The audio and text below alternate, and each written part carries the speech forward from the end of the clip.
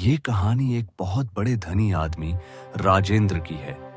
इनके पास सालों पहले कई हवेली और सैकड़ों एकड़ जमीन थी, लेकिन आज सिर्फ एक ही हवेली बची है और इस हवेली में इनके साथ बस एक पोता गोपाल ही रहता है। दादाजी चलिए ना, हम कहीं शहर में घर ले लेते हैं। यहाँ अब है ही क्या, मुझे अब यहाँ अच्छा भी नहीं लगता। आप बोले तो मैं शहर जाकर बढ़िया कोई मकान देख कर आता हूँ। वहाँ शहर में काफी चहल पहल रहती है, तो आपका भी वहाँ दिल लगा रहेगा और मैं भी कोई बढ़िया सा बिजनेस कर लूंगा। क्या कहते हैं? गोपाल, तुम्हें यहाँ अच्छा नहीं लगता होगा, पर मेरा तो पूरा जीवन ही इस हवेली में बीता है। और अब तुम्हें क्या बताऊं इस घर में क्या रखा है। ये घर हमारे पुरखों की अमानत है और जितना तुम शहर जाकर कमायोगे उससे ज्यादा तो इस घर के कोने में पड़ा रहता था और आज भी है। तुम नहीं समझोगे। गोपाल को समझ ही नहीं आ रहा था कि दादाजी क्या बात कर रहे हैं और क्यों उसके दादाजी उस हवेली को छोड़कर नहीं जाना चाहते। ऐसा क्या है उस हवेली में जो उसके दादाजी उसके बेहतर भविष्य के लिए चिंतित नहीं है और उसके दादाजी इतने निश्चिंत होकर आराम से उसी घर रहते हैं। एक दिन उनके घर एक मेहमान आता। नमस्ते, मैं आकाश, आपकी चचेरी बहन का लड़का। मैं यहाँ कुछ काम से आया था, लेकिन फिर याद आया कि माँ ने बताया था कि इस गांव में हमारे रिश्तेदार रहते हैं, तो मैंने सोचा कहीं और रुकने से अच्छा है अपने मामा जी के घर रुकूं। इस बहाने आप लोगों से पहचान भी हो जाएगी। क्यों सही किया ना मामा जी? राजेंद्र जी बस आकाश की बातें चुपचाप सुने जा रहे थे। उन्होंने हाँ या ना कुछ नहीं कहा, बस गंभीर होकर आकाश की तरफ देखे जा रहे थे। फिर एक दिन, अरे गोपाल, ये घर इतना खाली खाली है, तुम लोग इसमें कोई किराएदार क्यों नहीं रखते हो? इससे घर में रौनक भी रहेगी और कुछ पैसे भी आ जाएंगे। क्या बताऊं भैया, मेरे दादाजी को अकेले रहना ही पसंद है। उनका मानना है कि ज्यादा किसी पर भरोसा करना ठीक नहीं है। वो ज्यादा किसी से बात भी नहीं करते। पता नहीं ऐसा क्या है इस घर में जो दादाजी इतना निश्चिंत है। अगली सुबह आकाश का एक दोस्त भी राजेंद्र जी के घर पहुंच जाता है। ये थोड़ा अजीब तो था, लेकिन फिर भी राजेंद्र जी ने आकाश से कुछ नहीं कहा। आकाश अपने दोस्त को एक कमरे में लेकर जा। हमें जल्दी ही अपना काम करना होगा। ये बूढ़ा कुछ अजीब है, कुछ कहता ही नहीं है। कहीं उसको हम पर शक न हो जाए। क्या कहते हो, कितना मिलेगा? इस नाक का बिल्कुल असली सोने का है, लगभग 20 किलो का तो होगा ही। अरे भाई, मैं तुम्हें इसके लाखों दिला सकता हूँ। कितना सुंदर है, काफी साल पुराना लग रहा है, लेकिन ये काम संभल कर और होशियारी से करना होगा। मैं जल्द ही शहर बात करता हूँ। गोपाल, तुम्हारी हवेली काफी बड़ी है। तुमने कहीं इसमें कोई खजाना तो नहीं छुपा रखा है? या तुम्हारे पुरखों ने कोई खुफिया कमरा बनवाया हो और उसमें काफी धन छुपा हो? क्या तुम्हें पता है ऐसा कुछ है? नहीं, मैंने तो दादाजी से ऐसा कुछ कभी नहीं सुना। और हमारी हवेली में अब कुछ नहीं है। हुआ करता था सालों पहले, जब तो शायद मेरा जन्म भी नहीं हुआ था, लेकिन अब बस धूल और मकड़ी के जाले ही मिलेंगे ढूंढने पर, और कुछ नहीं। आकाश की इस तरह की बातों से ये तो समझ रहा था कि वो इस घर में ऐसे ही नहीं आया है। वो तो किसी चीज की तलाश में इस हवेली में आया था। तभी उसके दोस्त के चीखने आवाज सुनाई देती है। क्या हुआ तुझे? तेरी ये हालत कैसे हुई? क्या हुआ मेरे भाई? और तू इस समय इस कमरे में क्या कर रहा है? बोलना, अब चुप क्यों है? तू ये ठीक नहीं कर रहा है। यहाँ कोई तो है, वो ये जान गया है कि हम दोनों की नीयत ठीक नहीं। इस हवेली को लेकर उसने मुझ पर हमला किया और मुझे मारने की कोशिश की है। भाई चल, यहां से मेरी बात मान ले। छोड़ दे, लालच करना सही नहीं है। जान ही नहीं बचेगी तो क्या करेगा पैसों का? चल यहां से। ये कैसी बातें कर रहा है तू? हमारे सपने के इतने करीब पहुंचने के बाद तू चाहता है सब छोड़कर चले जाए? मैं तो कहीं नहीं जाऊंगा और न तुझे जाने दूंगा। तू किसी चीज से फिसल गया होगा यार भाई, और तुझे चोट लग गई होगी। ये भी हो सकता है ये तेरा बहम हो। हम जल्दी ही उस सोने के नाक का सौदा करके यहां से चले जाएंगे। आकाश के दोस्त ने बहुत समझाया, लेकिन उसका लालच है कि उसे कुछ समझने ही नहीं दे रहा था। उसको इतना भी समझ नहीं आ रहा था कि उसका इतना पढ़ा लिखा दोस्त ऐसी बातें क्यों कर रहा है? उसे तो बस लाखों रुपए दिख रहे थे। देख भाई, मैं जा रहा हूं। मुझे अपनी जान बहुत प्यारी है। मुझे पैसे वैसे कुछ नहीं चाहिए। यहाँ कोई बुरी शक्ति है जो हम पर नजर रखी हुई, जो हमें हमेशा देखती रहती है। वो हमें नहीं छोड़ेंगी। तू भी चल। यहाँ से ये घर ठीक नहीं है। चल मेरे भाई। आकाश का दोस्त वहां से चला जाता है। अब वो अकेला ही उस घर में रुक जाता है और वो सोने के नाग को लेकर वहां से जाने लगता है। वो हवेली के बाहर जाता है तो अचानक से ठंडी हवाएं चलने लगती हैं। आकाश यहाँ वहां देखता है तो उसको एक सफेद आकृति दिखाई देती है। वो डर जाता है और वहां से जल्दी जल्दी जाने लगता है। वो सफेद आकृति उसका पीछा करने लगती है। पंडित जी सुनिए, मेरी जान बचा लीजिए। मेरे पीछे कोई है जो मुझे मरना चाहता है। शायद कोई आत्मा, कोई सफेद आकृति मुझे बचा लीजिए। पंडित जी की बातों का भी आकाश पर कुछ असर नहीं हुआ। वो उसी हवेली के पास फिर से जाने लगता है कि वो सफेद आकृति उसके सामने आकर खड़ी हो जाती है। आकाश बहुत डर जाता है। वहां उसको उसका दोस्त मिलता है जो अब काफी अजीब दिखाई दे रहा था। आकाश उसको देखकर कर कहता है, भाई, तूने अपनी क्या हालत बना ली है? और क्या हुआ? तुझे इतना अजीब क्यों दिख रहा है? और इस वक्त यहां कैसे पहुंचा? अच्छा हुआ तू भी यहां आ गया। पता है मेरे साथ क्या हुआ?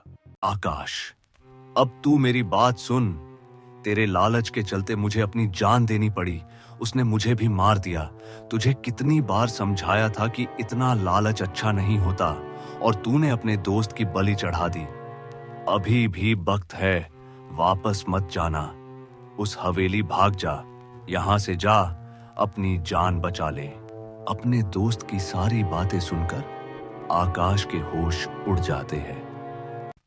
आकाश को विश्वास ही नहीं हो रहा था कि ये जो मेरे सामने है वो मेरा दोस्त नहीं, उसकी आत्मा है। उसको कुछ समझ नहीं आ रहा था वो क्या करे। ये सब कैसे हुआ? और तुझे किसने मार दिया? ये क्या हो गया? जब मैं उस सोने के नाग को उठाने जाता हूं तो कोई डरा बना सा साया मेरा पीछा करने लगता है। वो कौन है और क्यों उस सोने की रक्षा कर रहा है? क्या तू मुझे कुछ बता सकता है? हाँ, मुझे उसने मारने से पहले बताया था कि उस घर की मालकिन थी कभी। उस घर को उसने बहुत संभल कर और प्यार से रखा था। उस घर में जितना भी सोना या जायदाद थी सब उसको पूर्वजों से मिली थी। उसको अपने उस घर से और उसकी जायदाद से इतना लगाव था कि जब वो बीमार हुई तब भी उसका पूरा ध्यान बस उसी जायदाद चिंता में ही रहता था और उसी सोने की चिंता में ही उसके प्राण निकल गए। तब से आज तक वो उस सोने और उसकी हवेली की रक्षा कर रही है। उसी ने मुझे मारा है और अभी तक जिसने उसके सोने, जायदाद या उसकी हवेली पर बुरी नजर रखी उसने उन सबको मार दिया।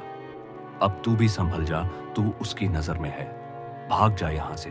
तू ही सोच वो बूढ़ा आदमी इतना निश्चित क्यों रहता है?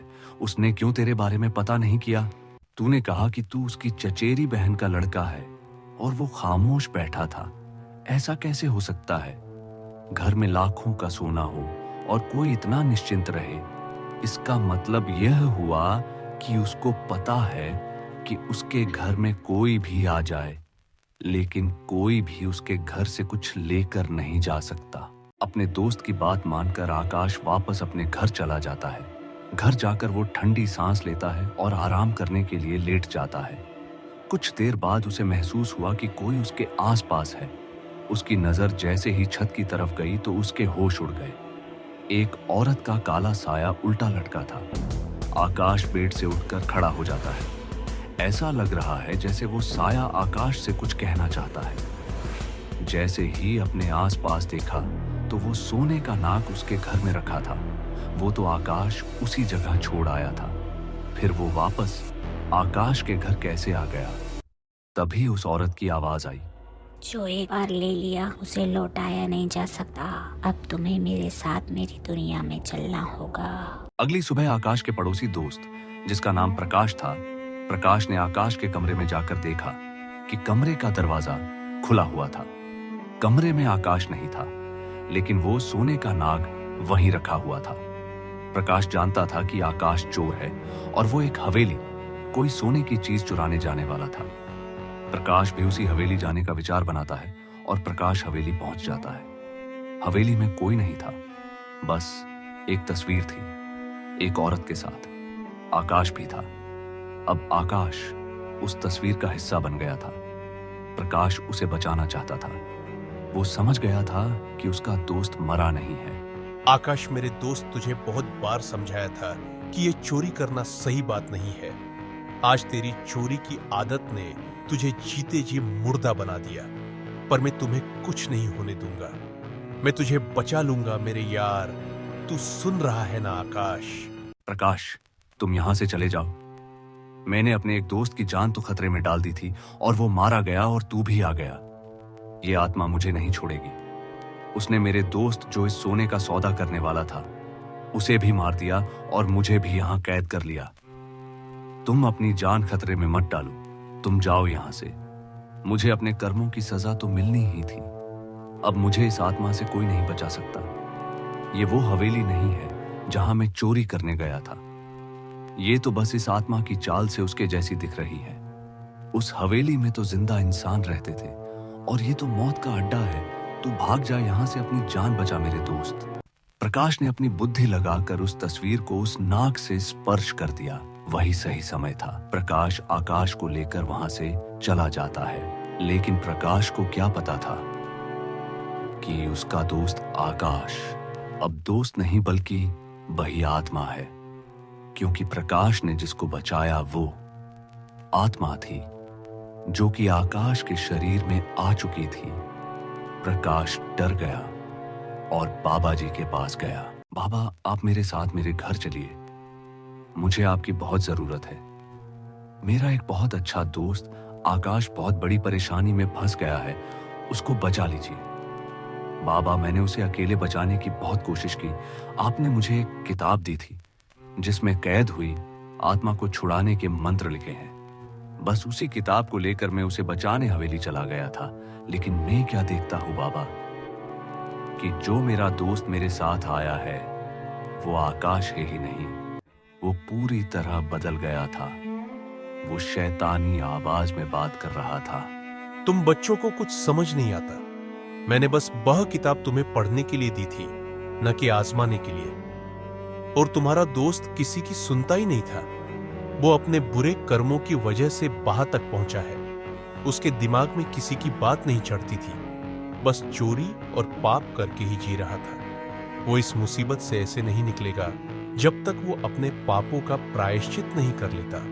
और मैं क्या, कोई भी उसकी मदद नहीं कर सकता। ऐसा मत बोलिए बाबा, हम बच्चों से गलती हो जाती है और मैंने आकाश से बात की है। उस हवेली में वो दुखी था। वो पश्चाताप की आग में जल रहा था। उसको अपने के पर बहुत दुख है। मैंने उसकी बातों में उसका दुख महसूस किया था। बाबा, अब वो कोई पाप नहीं करेगा और वो एक बहुत अच्छा इंसान बनेगा। दया कीजिए बाबा, उसे बचा लीजिए। प्रकाश के बार बार निवेदन करने पर बाबा उसके साथ उसके घर जाते हैं। बाबा कहते हैं कि प्रकाश, इस घर में मौत का साया नहीं, साक्षात मौत बैठी है। आकाश उसी घर में था। बाबा ने कमरे चारों सुरक्षा कवच बना दिया। छोड़ इस शरीर को, ए भटकी हुई रूह। इस बच्चे ने तेरा क्या बिगाड़ा है?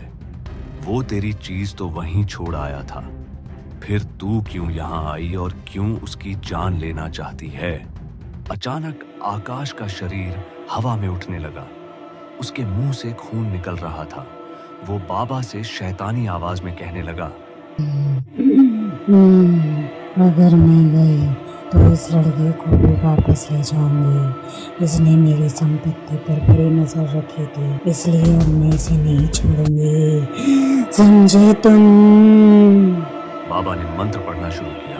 इतने में ही प्रकाश को याद आया कि बाबा ने बताया था कि आत्मा को वापस उसी चीज में कैद करना होगा जिससे वो जुड़ी है। प्रकाश ने नाक को उठाया और कहने लगा, तुझे शरीर ही चाहिए ना, तो मेरा ले ले, पर मेरे दोस्त को छोड़ दे। वो आत्मा लालच में आ गई और आकाश को छोड़कर प्रकाश को वहां से लेकर चली गई। कमरे में अचानक शांति सी हो गई। आकाश अब सामान्य हो गया था, पर प्रकाश वहां दिखाई नहीं दे रहा था। प्रकाश, मेरे भाई दोस्त, तूने ये क्या किया? मेरी जान बचाने के लिए अपनी जान खतरे में डाल दी। मुझे नहीं पता था कि मेरे दोस्त मुझसे इतना प्यार करते हैं। अब मैं तुझे वापस कैसे लाऊं? क्या करूं मैं बाबा? आप ही बताएं। उसने मेरी जान बचा ली, पर अब मैं क्या करूं? तुम चिंता मत करो आकाश, तुम्हारे दोस्त को कुछ नहीं होगा। जो लोग दूसरे की भलाई के लिए जीते हैं, उनका ये बुरी शक्ति कुछ नहीं बिगाड़ सकती। वो सिर्फ तुम्हें कैद करके रख सकती थी, क्योंकि तुम गलत काम करते थे। लेकिन प्रकाश तो नेक बच्चा है, उसने कभी कोई बुरा काम नहीं किया। वो आत्मा प्रकाश को रोक कर नहीं रख पाएगी।